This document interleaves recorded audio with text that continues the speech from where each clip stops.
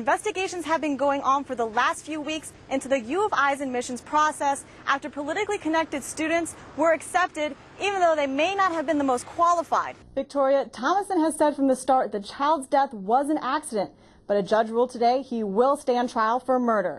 Now in HD. Investigations have been going on. Thomason has said from the start trailers outside, such as this one. Action News 5. The Mid-South bar owner, and what they found was a working meth lab. Just because these drivers are allowed to drive fast this weekend does not mean you should. Starts now. Fire evidence was moved from this old building into trailers outside, such as this one. And the source says over the summer in 110, 115 degree weather, with no climate control in these trailers, that can tamper with the evidence. The Mid-South bar owner accused of robbing a bank, then creating a standoff with police, is back in jail tonight. After receiving a tip, authorities came to search this house, and what they found was a working meth lab, the 5th one in Fayette County this year.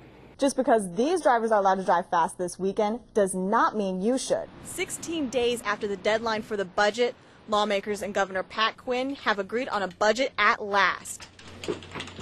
Given what we faced yesterday, people not getting their paychecks, closure of service providers, and a really growing despair among the citizens of Illinois, yesterday's action was the thing that had to be done. The budget gives Governor Quinn free rein on how to spend the state's $3.5 billion in short note loans. This means no taxes for the public. People are hurting. It's almost a worse decision to take money out of people's pockets at a time when they can't afford to make their car payments and their mortgage payments. The options were few. Now that a state budget has passed, human service organizations like Camp New Hope in Mattoon are a little less concerned.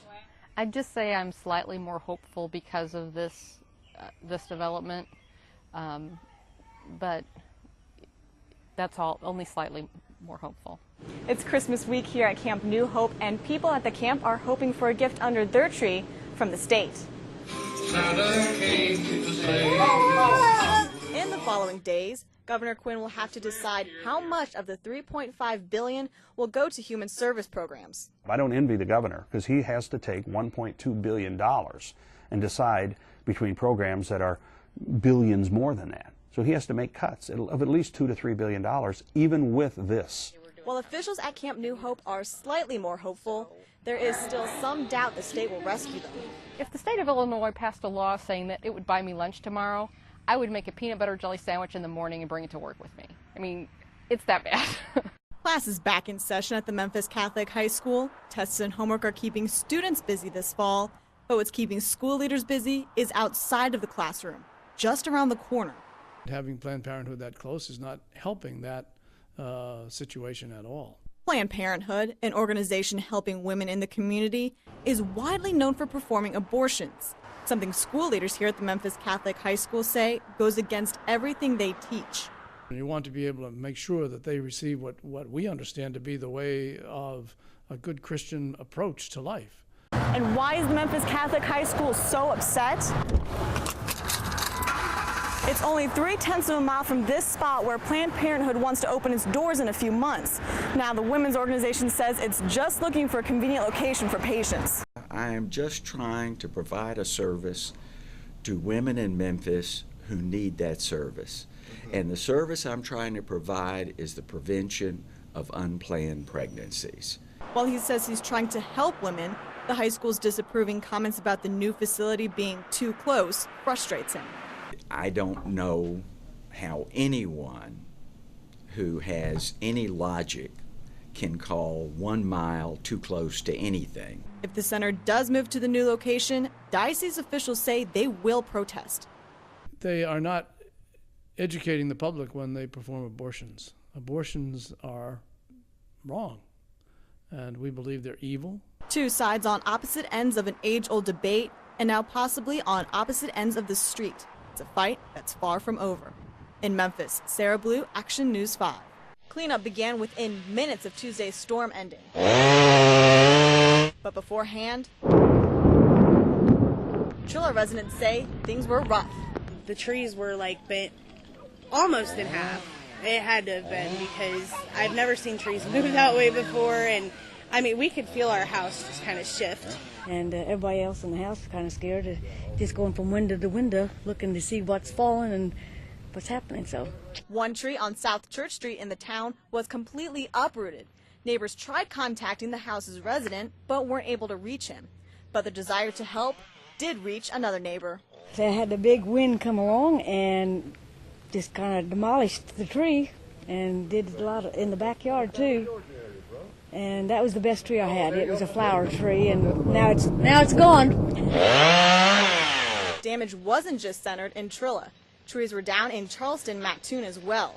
Volunteer storm spotters in Coles County also reported the beginning signs of tornadoes. A lot of their reports are used by Lincoln actually to issue other warnings or other information to the public. So they're pretty much the eyes for the National Weather Service whenever a warning goes out. Watson says 4 reports were submitted about funnel clouds by storm spotters. These turned out not to be actual funnel clouds because he says they weren't rotating. While Tuesday's storms brought down trees, it brought the Trilla community together as well. They're great people here in Trilla. Great people. They help each other. When somebody needs something, they come and they help you, and it's wonderful.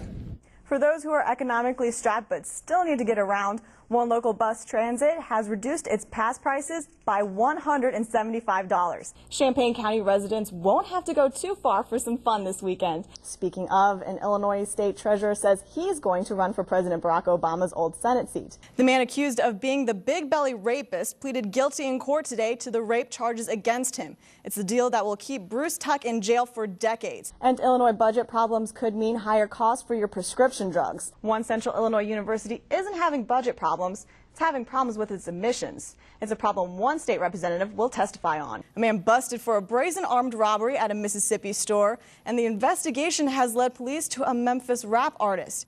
Cage fighting has only been legal in Tennessee for about a year. This weekend, there's a huge UFC fight going on at the FedEx Forum. While opinions may be mixed on the tuition matter over at Indiana State University, another event has everyone at the school excited. Yeah, I wore my sunglasses today, but I guess I'm trading that in for an umbrella tomorrow. Well, it's going to be nice to see those warm temperatures after the cool week we had last week. Fire evidence was moved from this old building into trailers outside, such as this one. And the source says over the summer in 110, 115 degree weather, with no climate control in these trailers, that can tamper with the evidence. The Mid-South bar owner accused of robbing a bank, then creating a standoff with police, is back in jail tonight. After receiving a tip, authorities came to search this house, and what they found was a working meth lab, the 5th one in Fayette County this year. Just because these drivers are allowed to drive fast this weekend does not mean you should.